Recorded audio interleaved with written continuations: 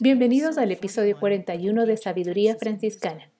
Mi nombre es hermana Michelle Allier y hoy soy su anfitriona. Este episodio es el último de nuestra serie actual sobre pacificación.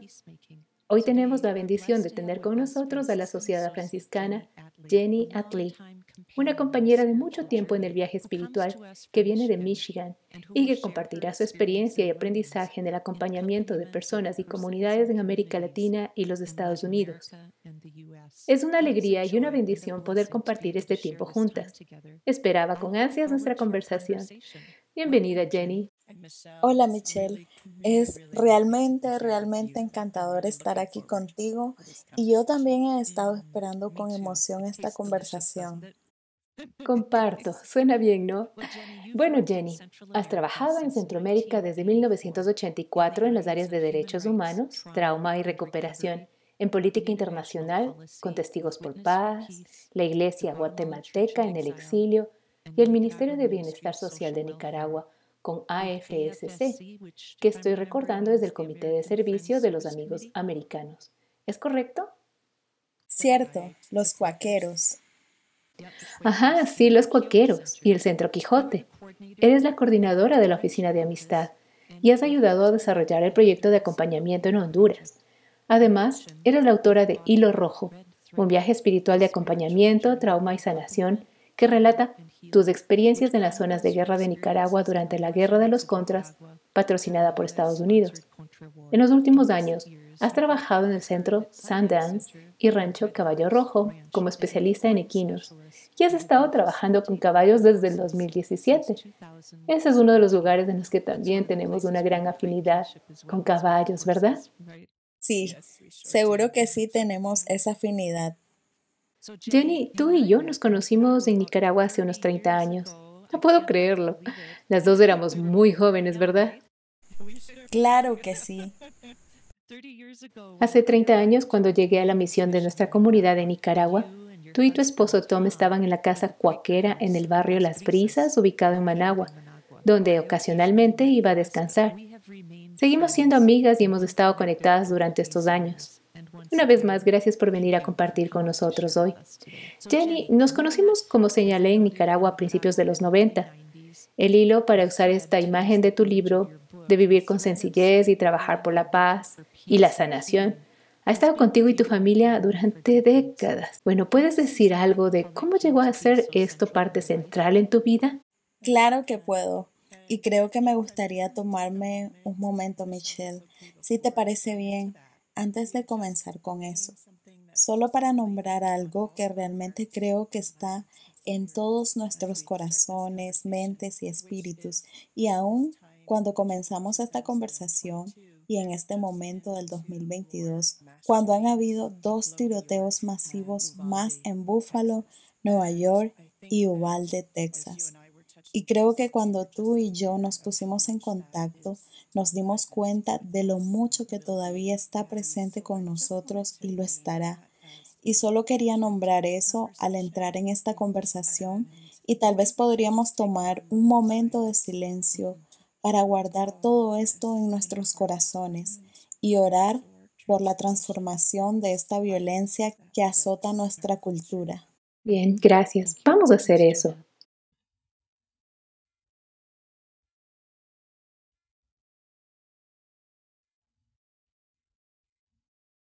Así que probablemente volvamos a este contexto cultural más amplio en esta conversación, pero en términos de tu pregunta acerca de dónde surgió esta preocupación por la paz y la vida sencilla, creo que realmente fue en mi infancia. Mi papá era un sacerdote episcopal y la primera parroquia que recuerdo cuando era niña era una parroquia en apuros y una iglesia muy antigua, y éramos 4 en la familia en ese momento y no había rectoría. Entonces, donde vivíamos, lo que solía ser la sacristía de la iglesia se convirtió en una especie de vivienda y ahí es donde vivíamos. Así que esta era una vida bastante simple y no había lugar para que nosotros como niños jugáramos, y realmente nuestro lugar para estar y jugar era la iglesia. Literalmente se nos permitía jugar allí en el santuario y era el único lugar, la única habitación, y hubo algo en eso que creo que realmente me marcó, y es este sentido de que sabía que esta era la iglesia y este era un lugar donde la gente venía a conectarse con Dios y el Espíritu y lo divino, pero también era mi mundo entero, mi lugar para vivir y ser y tener mi ser. Y también estaba perfectamente conectado con el mundo natural que lo rodeaba, un arroyo, prados, árboles, y creo que todo eso me dio esta base en la tranquilidad y la belleza y un sentido de presencia muy palpable. Simplemente me dio esta base espiritual muy encarnada mientras crecía. Y eso se combinó con el hecho de que esto fue en la década de 1960 en Maryland, en las afueras de Baltimore, y entonces había mucho trabajo por los derechos civiles, había mucha lucha todavía y se estaba resolviendo. Como se hace hoy, y aunque era niña, yo era muy consciente. En el camino, un poco a la derecha, estaba la vista de la capilla y un vecindario blanco donde todo era así, las casas, las vallas blancas, los garajes y el césped. Y luego había una comunidad afroamericana también del otro lado de la iglesia que estaba más cerca de donde yo estaba y mi padre estaba haciendo mucho trabajo allí. Así que fue allí y pasé mucho tiempo allí y era consciente de la desigualdad y el racismo. Fue muy doloroso y estaba realmente enojada por eso cuando era niña y quería que los adultos hicieran algo y no entendía por qué no se estaba haciendo más.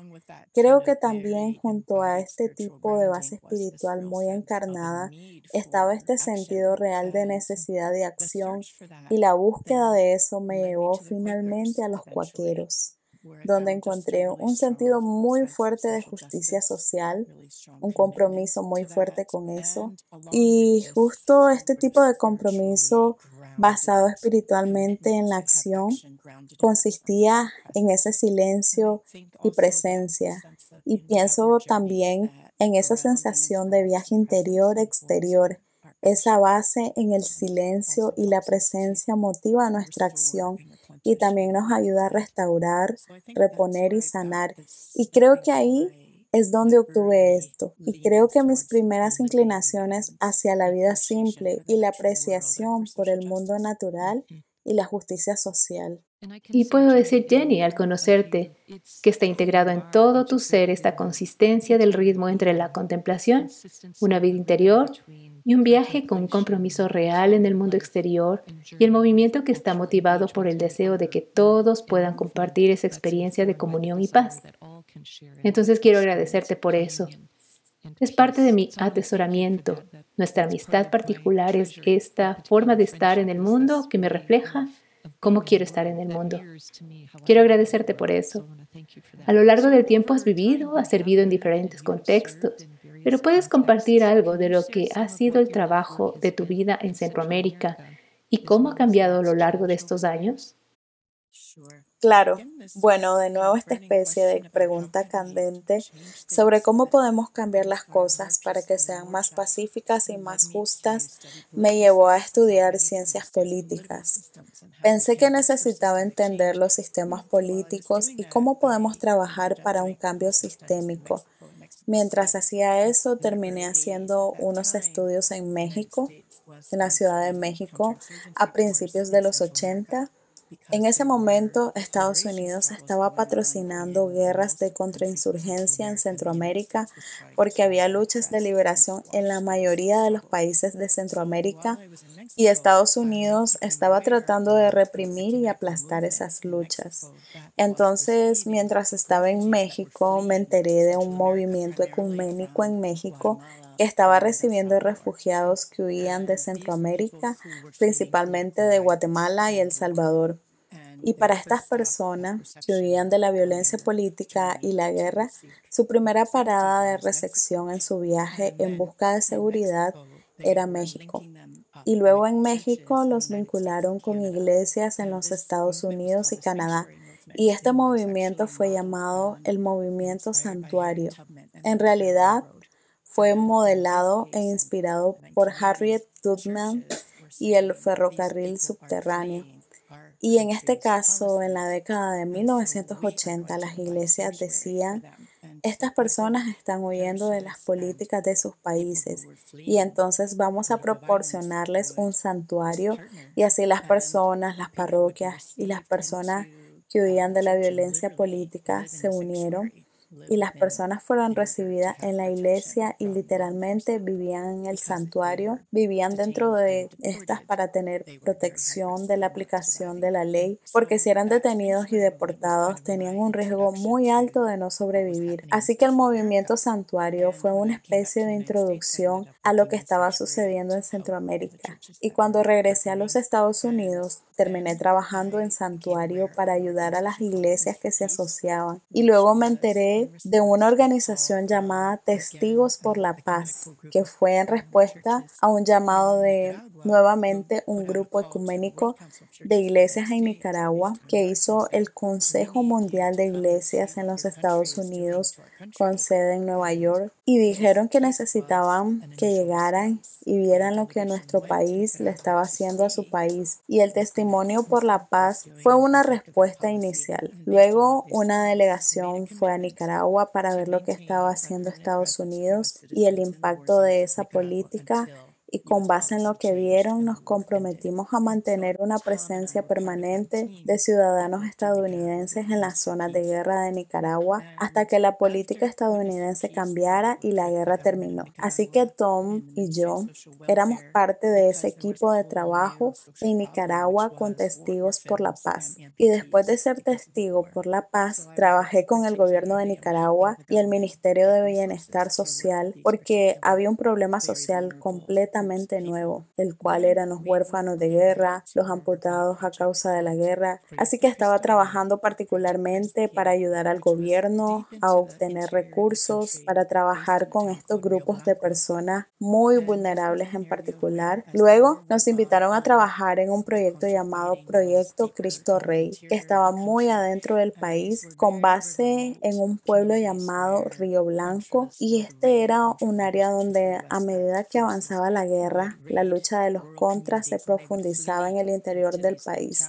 Y estas eran comunidades muy remotas donde los guerrilleros atacaban a los combatientes de la contra, que eran las fuerzas respaldadas por Estados Unidos, que atacaban a las comunidades rurales y huían a estos pueblos pequeños que no podrían absorberlos. Entonces, este proyecto era para reasentar a los refugiados de guerra y era un proyecto conjunto entre el gobierno de Nicaragua y la iglesia. Y entonces el gobierno dio tierra bajo la reforma agraria y muchos otros apoyos, y nuestro proyecto era hacer infraestructura básica porque no había nada. Esto era solo tierra baldía. Así que se suponía que íbamos a instalar letrinas en viviendas muy básicas y sistemas de agua potable, pero lo que sucedió fue que estos refugiados de guerra fueron atacados nuevamente y fueron víctimas incluso como refugiados de guerra. Entonces, en lugar de poder atender estas necesidades tan básicas, estaban cavando trincheras para defenderse y refugios antibombas. Y comenzamos a operar ambulancias, y esto se convirtió en nuestro trabajo en lo profundo de la zona de guerra de esta zona del centro de Nicaragua. Y creo que aunque no lo llamamos técnicamente así, mucho de mi trabajo ha sido acompañamiento. Y también fue un trabajo de escribir todo en mis diarios, registrarlo todo. Y más tarde, todos estos registros se convertirían en Hilo Rojo, mi libro. Pero después de la guerra, ya sabes, se puso un alto al fuego.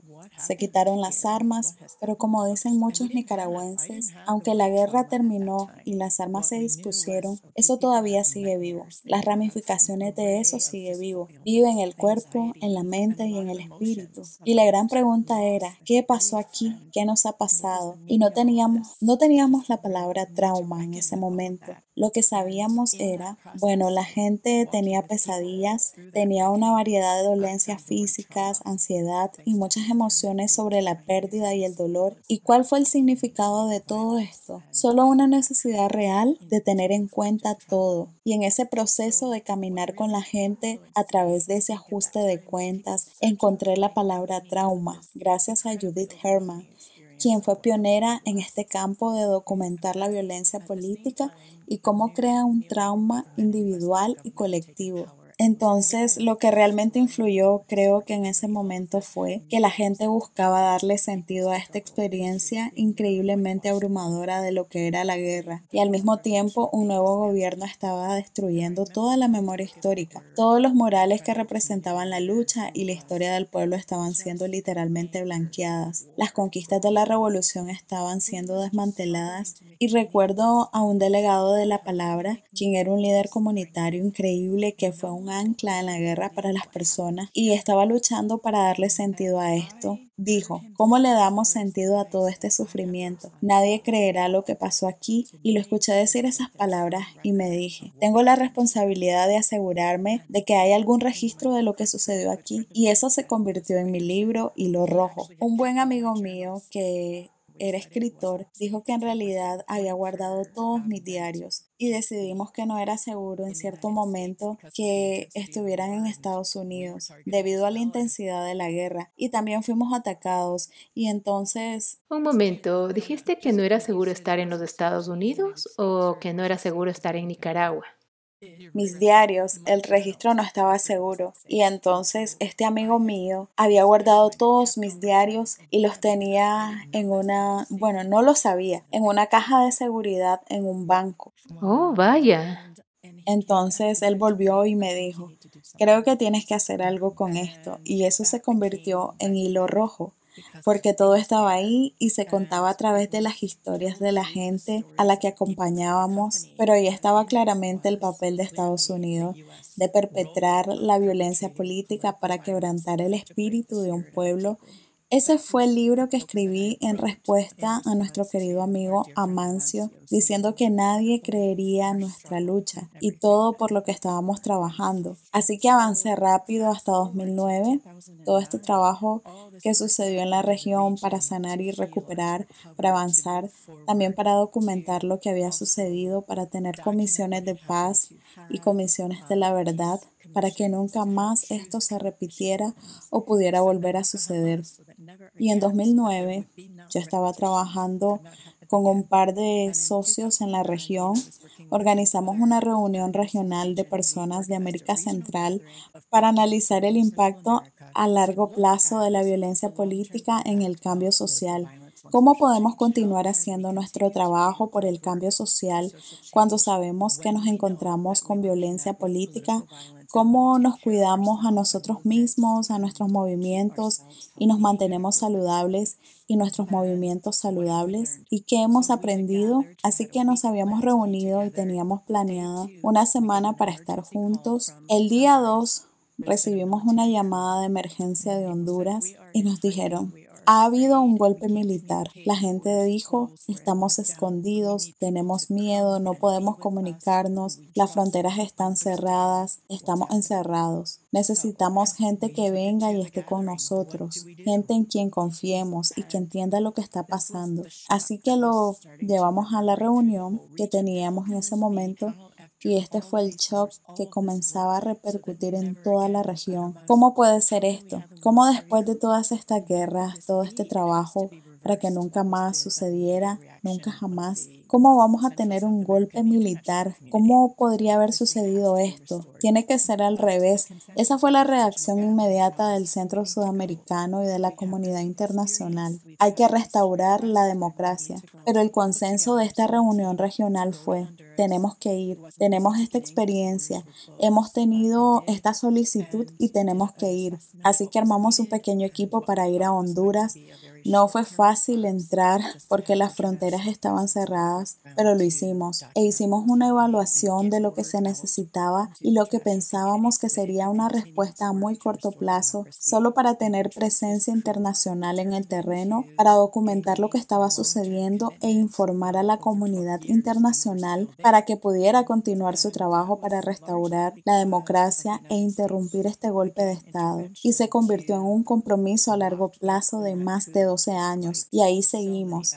Y eso se debió en gran parte a la intervención de Estados Unidos, nuevamente para encerrarlo en ese golpe, a pesar de tantos esfuerzos a nivel internacional para restaurar la democracia. Estados Unidos trabajó muy intensamente para asegurarse de que ese golpe se mantuviera, y lo que marcó el comienzo fueron 12 años de una de las crisis de derechos humanos más graves en la historia de Honduras, que resultó en lo que vimos, este éxodo de decenas de miles de personas en caravanas a pie para enviar a los niños solos a huir de su país, que se había vuelto inhabitable por las políticas que se implementaron después de ese golpe de Estado. Y así el proyecto de acompañamiento de Honduras, que comenzó como un acompañamiento de corto plazo, continúa hasta el día de hoy, y eso es una gran parte de nuestro trabajo hoy. Oh, gracias por darnos contexto, porque creo que vemos las crisis hoy, las crisis fronterizas de cada uno de nuestros países centroamericanos. Algunos países, como mencionaste, en particular Nicaragua y Honduras, tienen historias muy específicas de lo que contribuyó a la crisis que vemos, el impacto de ir hacia el norte, pero son decisiones gubernamentales, son decisiones humanas, son estructuras sistémicas que realmente dañan y causan trauma, muerte, sufrimiento a muchas personas de muchas comunidades. Quiero darte las gracias por ser una constructora de puentes y darnos algo de ese contexto. Y por supuesto, lo que empezaste en los años 80 tiene una historia más antigua aún, de intervención estadounidense durante muchas décadas, nuestros intereses en la región. Sí, Nuevamente, no solo en Nicaragua, sino todo ese puente de pequeños países centroamericanos. Eso es más grande que nuestro alcance hoy, pero saboreemos nuestra interconexión cuando hablamos sobre el lugar de contemplación y entrar en la unidad profunda con Dios, con los demás, con los gritos de la tierra hoy. Y este es un ejemplo de lo que acabas de compartir con nosotros. Es un ejemplo de lo que ha roto esa unidad. Me gustaría, si pudiéramos continuar, saber, tú también has vivido en los Estados Unidos en varios momentos de tu vida, incluso ahora. Y al haber visto la conexión entre las políticas estadounidenses y la realidad centroamericana sobre el terreno, como dijiste antes, actualmente resides en Michigan. Mientras continúas trabajando en Honduras y Nicaragua, ¿cómo equilibras la intensidad del trabajo en áreas conflictivas y violentas junto con mantenerte sana y completa y servir aquí en el norte también? sí, esa es una gran pregunta y creo que ese fue realmente uno de los aprendizajes centrales que surgieron al escribir mi libro Hilo Rojo. Y fue que para hacer este trabajo a largo plazo debemos tener ese equilibrio que realmente respete el costo de la exposición a la violencia y a los eventos extremos, y eso cobra un alto precio que tenemos que atender y sanar. Y si vamos a sostener este trabajo a largo plazo, y si nuestro trabajo y lo que queremos es que nuestros movimientos sean fuertes y saludables, tenemos que ser lo mejor que podamos ser. Y eso se ve diferente para todos. ¿Cómo se ve ese equilibrio y qué recursos necesitamos para facilitar esa curación, restauración y recuperación?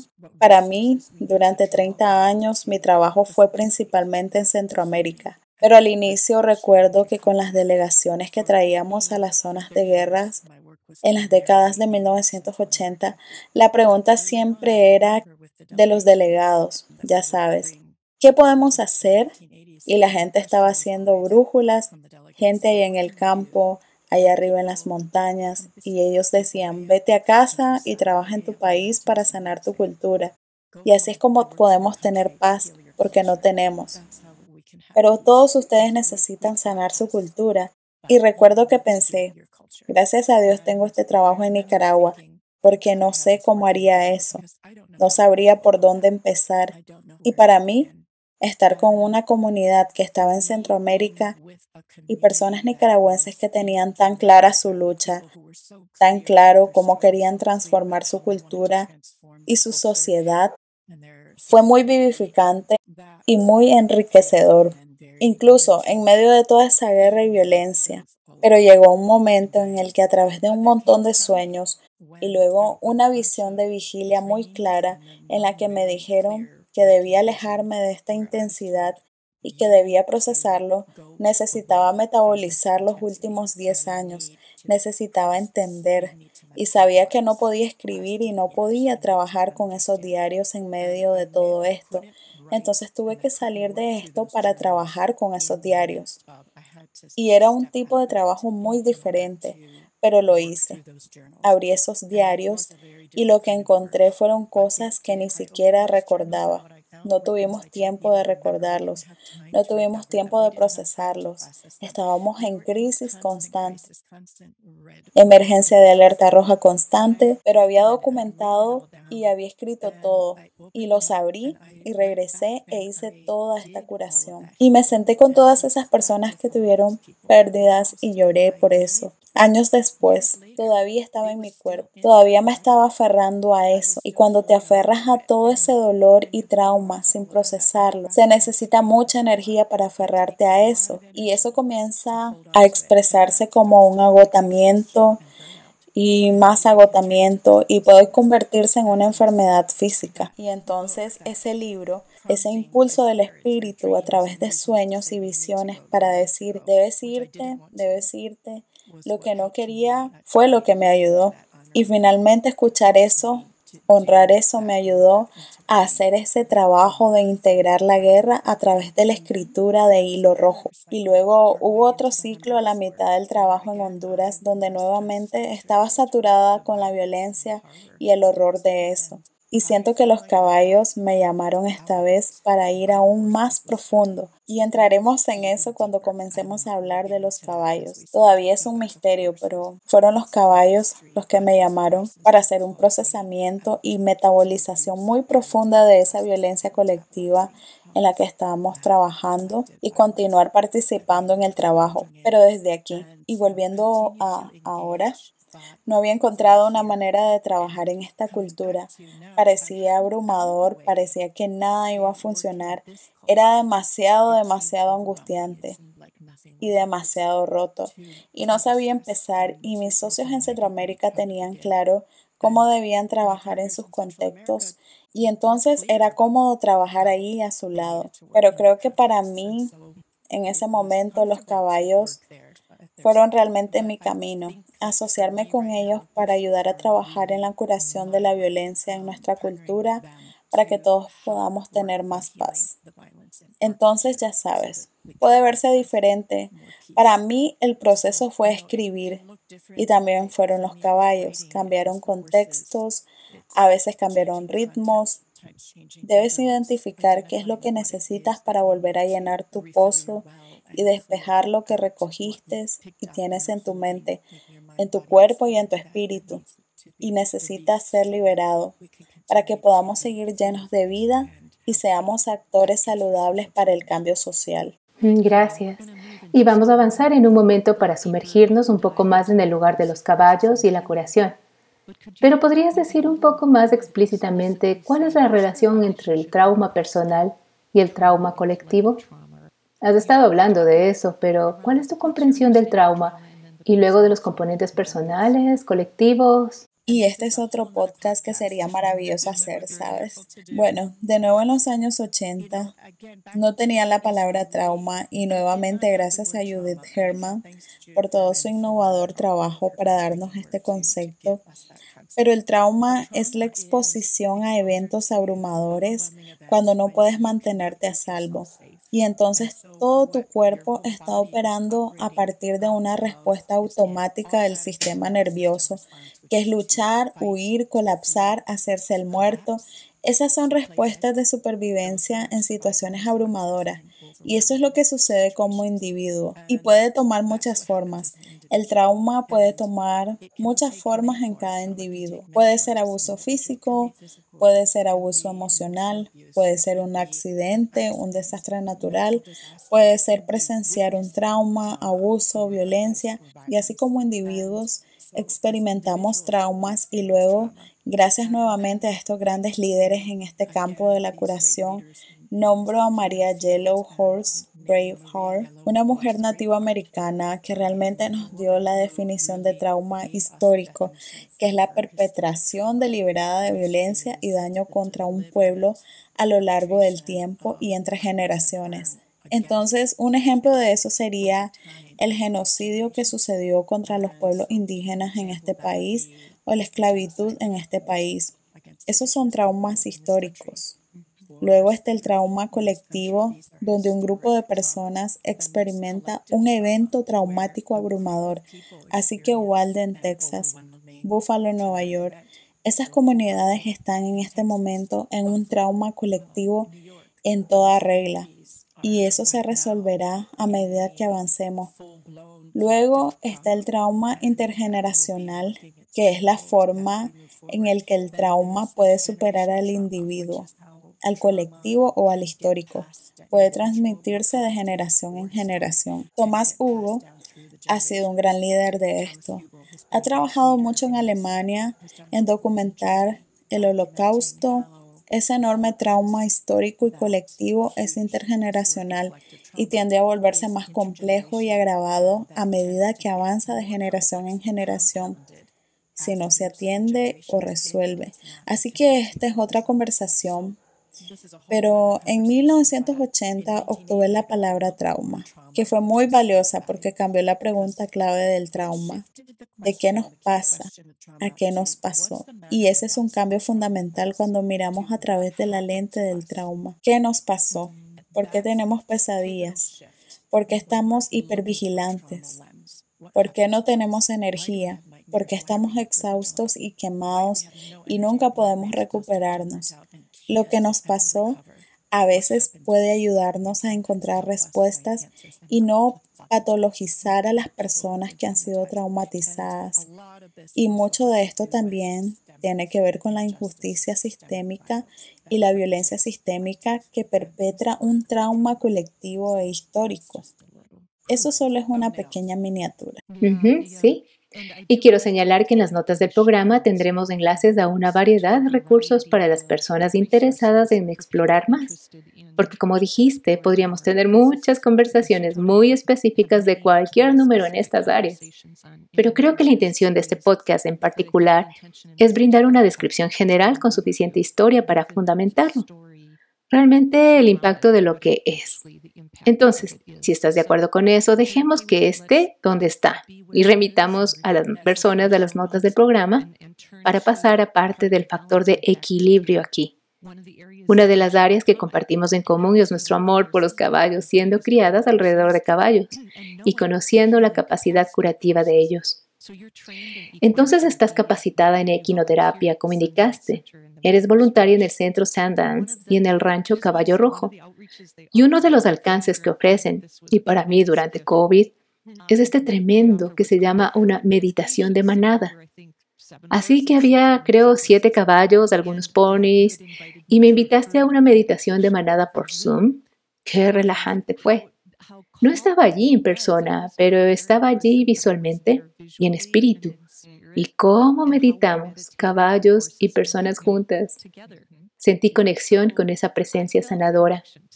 Bueno, ¿y tú? Estás en el sitio trabajando con individuos, con grupos. ¿Qué has visto que la equinoterapia puede aportar hacia las personas?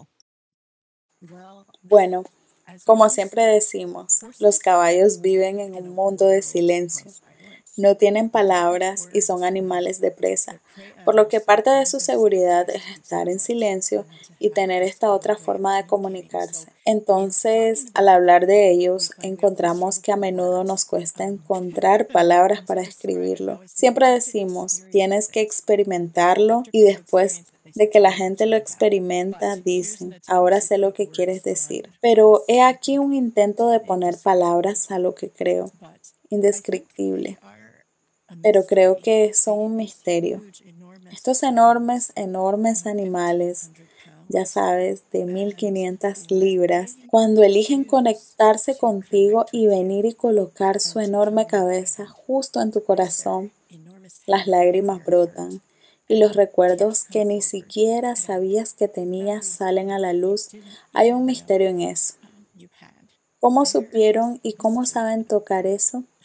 Y siempre decimos, es tan potente y tan eficiente su sanación. Van directamente a lo que más necesita atención, que a menudo estamos tratando de proteger o dejar de lado, o no podemos dejarlo atrás. Y simplemente los caballos pasan y dicen, ¿qué tal este?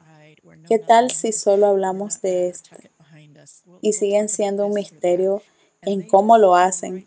Son animales de presa y los seres humanos son depredadores. Y como animales de presa, saben cosas sobre cómo estar juntos y mantenerse juntos, de las que podemos aprender mucho como seres humanos.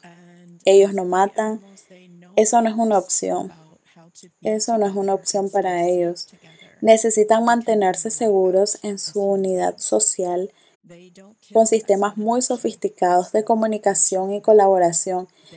Y tenemos mucho que aprender de cómo lo hacen. Y creo que hay algo sobre esa imagen icónica de la paz, que es el león y el cordero acostados juntos.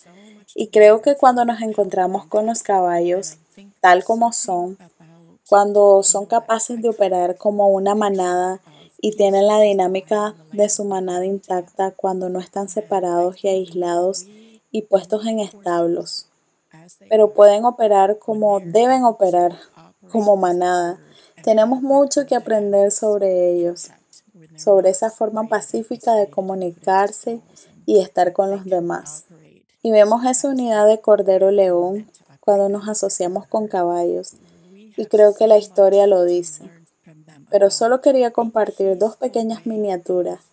Trabajamos con estos caballos en Liberty, por lo que entramos en su espacio y son libres de interactuar como quieran. Si entramos en su espacio, a menudo con alguien que tiene mucho trauma o angustia y lo mantiene en su cuerpo, en su mente y en su espíritu, tan pronto como entramos en el espacio de los caballos están evaluando a cada uno de nosotros que entramos en su espacio. ¿Qué pasa contigo? ¿Estás a salvo? ¿Estás conectado a tierra, regulado, tranquilo? Pueden leer nuestro ritmo cardíaco. Pueden leer cuán profundamente estamos respirando o cuán conectados estamos a la tierra. Y para ellos, para que nosotros estemos regulados, conectados a tierra y en paz, eso significa que estamos a salvo. Entonces, si entramos y no estamos regulados y estamos llenos de ansiedad y nuestro ritmo cardíaco es alto, ¿cuáles son sus opciones para alejarse?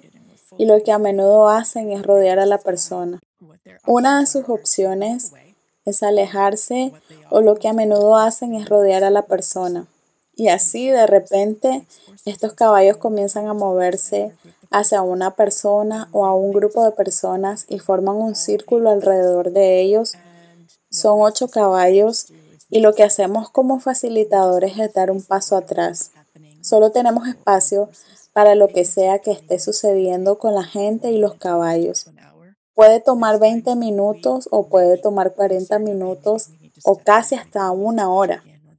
Hay momentos en los que podemos estar preocupados y luego decimos, está bien, tal vez debamos intervenir o tal vez debemos verificar algo. Hay un caballo en particular cuyo trabajo aparentemente siempre es venir y decirnos que todavía no. Y ella se separa y viene y se para entre nosotros y el círculo de cursos y dice, todavía no. Estamos trabajando aquí. Y cuando los caballos sueltan a la persona, inevitablemente la persona está parada ahí con lágrimas y a veces solo hay unas pocas palabras, pero son las palabras esenciales. Llegaron a la esencia de lo que necesitaban contactar para curarse, para la siguiente pieza de curación. Y por lo general solo nos dicen unas pocas palabras, pero dicen, tengo todo lo que necesito, he terminado, gracias.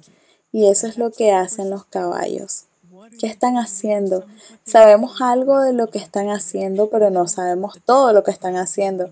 Sabemos que están en tierra, sabemos que están regulando los latidos del corazón, están regulando la frecuencia respiratoria, sus grandes sistemas nerviosos están entrenando nuestros sistemas nerviosos en una ola que está más regulada y más conectada a tierra y más curada para que podamos recordar cómo se siente. En el trauma nos atascamos en nuestra huida, lucha y olvidamos lo que se siente sentir. Oh, aquí también hay paz. Y nos lleva de regreso ahí para que podamos recordarlo y luego podamos acceder a él nuevamente. Algo de lo que hace el trauma es quitar eso. Ni siquiera sabemos cómo volver a él.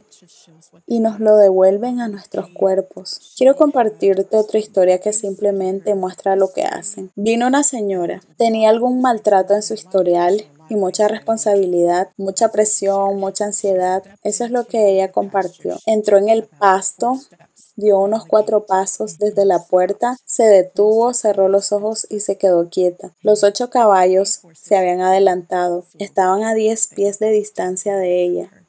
2 caballos se le acercaron y le dieron 3 vueltas muy lentamente, y estaban tan cerca de la puerta que daba la pared del granero que estos caballos tenían que pisar, elegir sus pasos con mucho cuidado para no empujarla, porque tenían que apretujarse detrás y alrededor de ella, entre el granero y la puerta. Caminaron con mucho cuidado para no empujarla. 3 veces la rodearon. Después de la tercera vez, se unieron al resto de los caballos. Ella abrió los ojos y tenía lágrimas corriendo por su rostro y dijo: "Nunca había experimentado este tipo de poder en mi vida". Ella dijo: "Este es un poder en el que puedo confiar". Eso es lo que nos dan, de una experiencia encarnada de poder abusivo a una experiencia encarnada de poder en el que pueden confiar. Vaya, qué regalo. El conocimiento experiencial de eso. Sí, Vaya, me hizo llorar el escuchar la historia. Es hermoso. Y sí que algunos de nuestros oyentes tienen ellos mismos, bueno, muchos de nosotros hemos experimentado varias formas de trauma, o estamos trabajando, estamos junto a otros que lo han hecho. Gracias por lidiar con poner palabras al misterio correcto. Pero el tener de la misma, la sensación de la misma ha llegado y hay centros de equinoterapia en todo el mundo en este momento. Por supuesto, nuestros pueblos indígenas lo han sabido desde siempre. sí. También hay grupos de curación de caballos nativos que no están entrenados a través de un proceso formal de pasaste por Igala, algo así. Claro, fui entrenada en ese modelo y ahora estamos trabajando en un modelo diferente llamado ARCH. Pero sí, gracias a, ya sabes, los indígenas, los caballos fueron y siguen siendo parientes y socios muy queridos y tienen una conexión con lo sagrado. Ujú. Sí, sí. Nos tomaremos un momento para honrar ese misterio antes de movernos hacia la recta final, a la última pregunta. Porque creo que el meollo del asunto en los últimos tiempos aquí en Centroamérica con el trauma y luego con la equinoterapia realmente es del mensaje y el otro es la historia y la información de apoyo. Tomaremos un momento para recordar lo que estemos escuchando hasta ahora. Gracias, gracias. Entonces, para cambiar un poco la lente, como dije antes, sé que eres una persona profundamente espiritual, arraigada en oración, confiada en la intuición, que al mismo tiempo está movilizada para la acción. ¿Hay algo más que quieras decir que pueda abordar este lugar de intuición, contemplación y oración que se cruza con el llamado a responder a la acción, a lo que vemos y sabemos?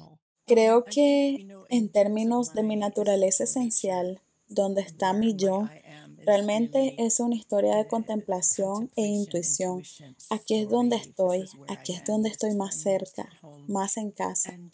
Y sin embargo, mi camino y mi trabajo en el mundo ha sido de acción y análisis, y donde necesitaba tener hechos y cifras y necesitaba ser capaz de documentar las cosas de tal manera que resistieran al mayor escrutinio, y por eso siempre hablo de ello como una especie de 2 alas de un pájaro.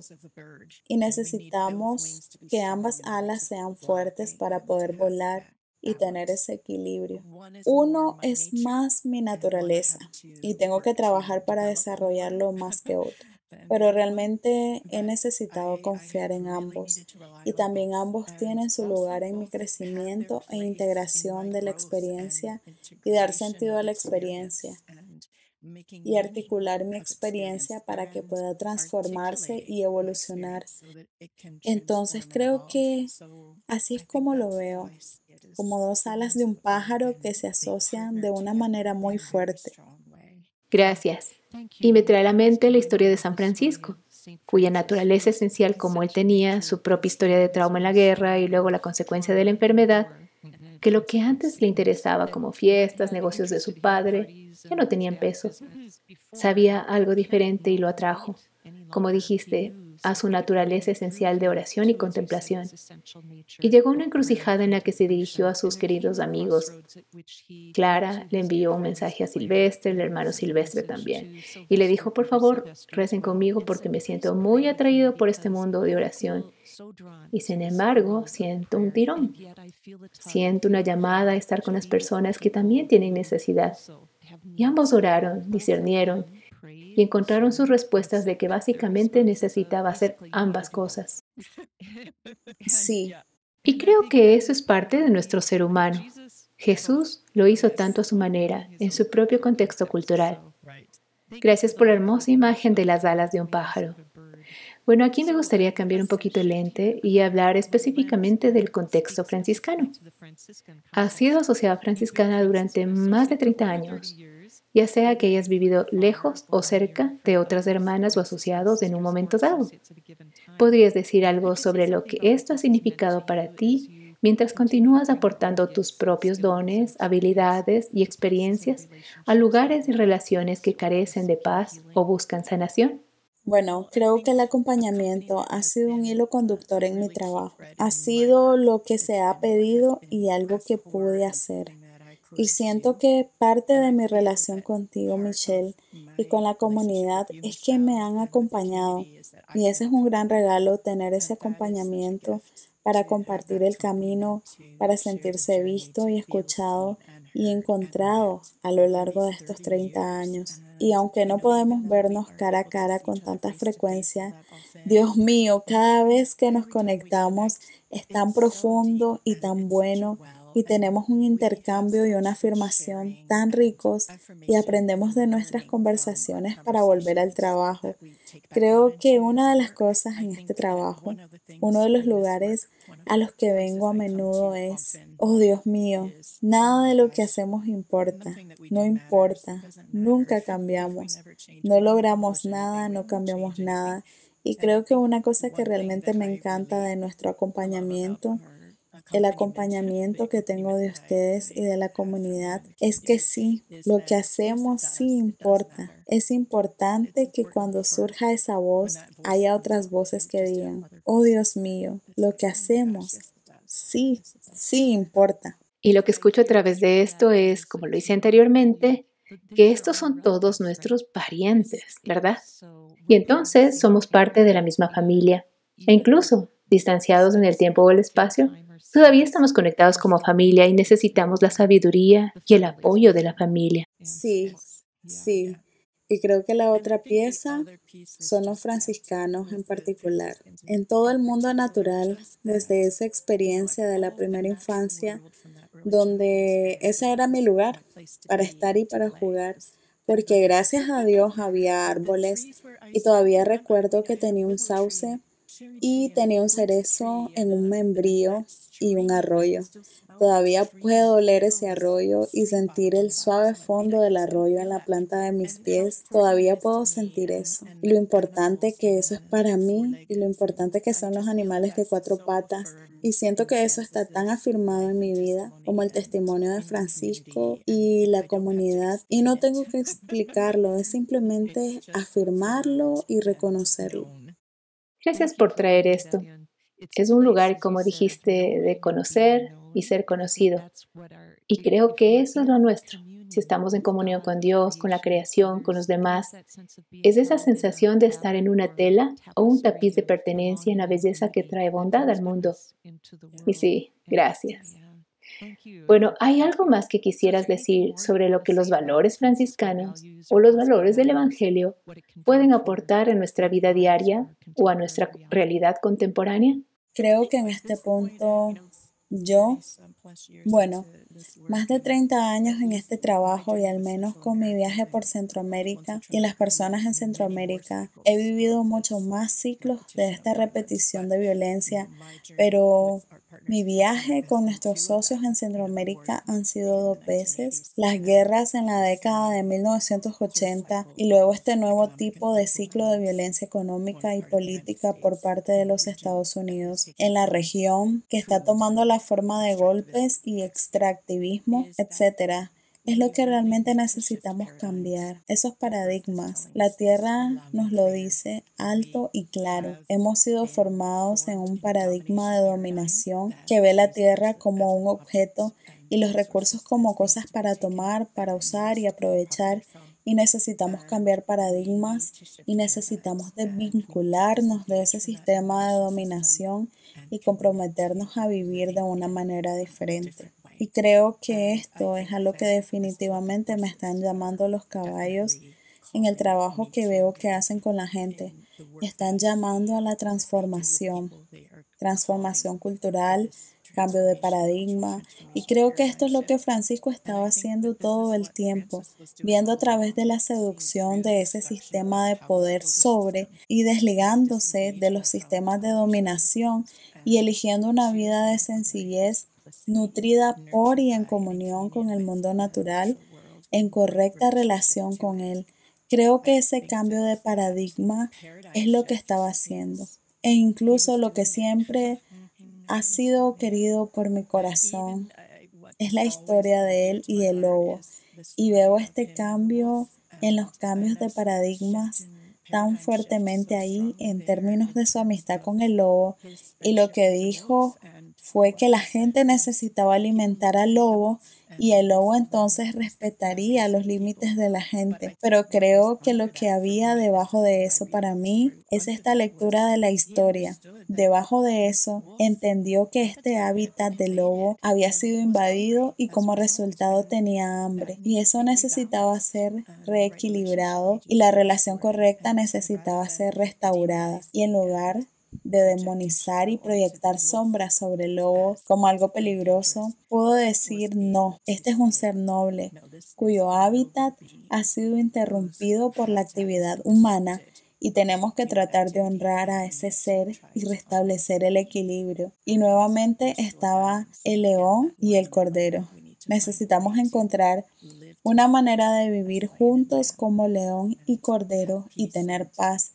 Y creo que estas historias que se han transmitido a lo largo de los siglos tienen que ver con desvincularse del sistema de dominación y esa forma de pensar y comenzar a pensar y asociarse con la naturaleza de una manera diferente. Gracias, porque esa es una forma de traducir o integrar todo lo que has dicho anteriormente, con el impacto de cuando vivimos en una dominación o una conciencia inconsciente de nuestro impacto y volvemos al hogar o la relación correcta, como la querida mujer que puedo decir después de que el cuidado llenó el círculo de los caballos a su alrededor 3 veces, que reconocía este poder y que era bueno y seguro y que nunca antes lo había experimentado.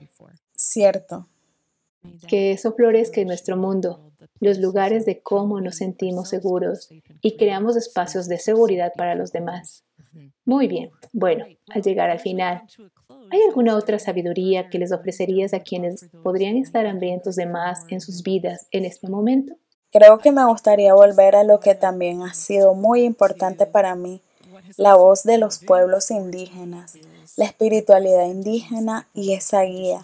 Creo que Francisco y su viaje fuera del paradigma de la dominación y en lo profundo de la naturaleza y la contemplación, creo que estaba en ese viaje para encontrar su propio ser indígena, esa naturaleza en sí mismo. Y entonces solo quería sostener eso un poco y es una guía creíble de cómo volver a un paradigma de paz y salir de este sistema de dominación y el poder sobre, y también la increíble contribución que se ha desarrollado a lo largo de los años sobre el trauma y ver el mundo a través de una lente informada sobre el trauma y cómo eso puede ayudarnos a comenzar a atender todo este campo de trauma en el que vivimos. Nadie está inmune a ella. Afecta a todo el mundo y crear espacios seguros donde podamos sanar esta cultura. Y creo que la espiritualidad franciscana, la espiritualidad indígena, la lente informada sobre el trauma y todos los maestros y mentores que están aportando recursos. Brindan algunos enlaces para desarrollar este trabajo y para mí, en definitiva, los caballos. Esto es lo que nos ayudará a sanar nuestra cultura para que tengamos la oportunidad de encontrar la paz. Los caballos por ahora están liderando el camino. Y continuaremos luchando para encontrar las palabras para comunicar su misterio. Misterio y majestad. Oh, bueno, gracias. Y Jenny, quiero agradecerte por estar con nosotros en el podcast de hoy. Agradezco tu fe profunda, tu entrega, tu compromiso con las personas y comunidades al margen, tal vez de la sociedad o incluso de sus propias vidas. Gracias por tender puentes, por nombrar la vida sobre el terreno, nuestra experiencia, así como capacidades o potencialidades de sanación e inclusión. Eres un regalo en mi vida y sé que también eres una bendición para muchos en sus viajes. Que Dios te bendiga, te guarde a ti y a tu querida familia, mientras acompañas y eres acompañada. Y así, una vez más, gracias. Sí, gracias Michelle y gracias por tu acompañamiento. Y también quiero decir gracias por todo. Tienes esta alegría que es tan palpable y ha sido un regalo para mí todo el tiempo. Eso es muy parecido a un caballo. Los caballos tienen mucha alegría en ellos. Sabes, es divertido que digas eso ahora, gracias. Justo esta semana me dieron motivo para volver a contar una historia que no había contado en mucho tiempo sobre un accidente de equitación en 1979, creo. Entonces, esa alegría de lo que me hablas como hija mayor, como familia, como muchas de las nuestras, con muchos asuntos. Ese accidente de equitación y esa dependencia de ser atendida cuando yo estaba acostumbrada como hija mayor a preocuparme por los demás y ser súper duper responsable, creó una apertura para el regalo de la presencia de Dios en mi vida. No una presencia controlada de mí estudiando acerca de Dios y haciendo cosas buenas, sino de ser receptiva al amor de Dios, especialmente cómo se experimenta a través del cuidado de otras personas. Y ahí es donde puedo rastrear, donde realmente encontré ese yo esencial en el lugar de la alegría, que entiendo como puro regalo de estar abierta, abrirte a recibir el regalo de la vida y al mismo tiempo atender los desafíos y las luchas de la vida. Así que gracias por eso. Estoy profundamente agradecida por ti. Pienso cuando hay en los salmos que uno de ellos habla de lo profundo, llamando a lo profundo. Y creo que eso es parte de este parentesco que tú y yo compartimos, es ese lugar de parentesco con los caballos y conocer la presencia gozosa, disponible, cuando estamos en una relación correcta con la creación, a su vez con otras personas. Bueno, gracias. Espero tenerte de vuelta en algún momento, ¿bien? Ok, está bien, Michelle. Bendiciones. Dios te bendiga. Cuídate. Adiós. Adiós. Y gracias a los oyentes por sintonizar el podcast de hoy. Les invito nuevamente para el episodio 42, cuando comenzaremos una miniserie sobre la vida contracultural de los valores franciscanos y el Evangelio. La anfitriona invitada, Darlene Price, entrevistará a la hermana Carmen Barsotti, con quien viví y serví en Nicaragua y quien es cofundadora de Bufones Fieles en Tenderloin, San Francisco. Hasta entonces, que sean bendecidos con paz y todo bien.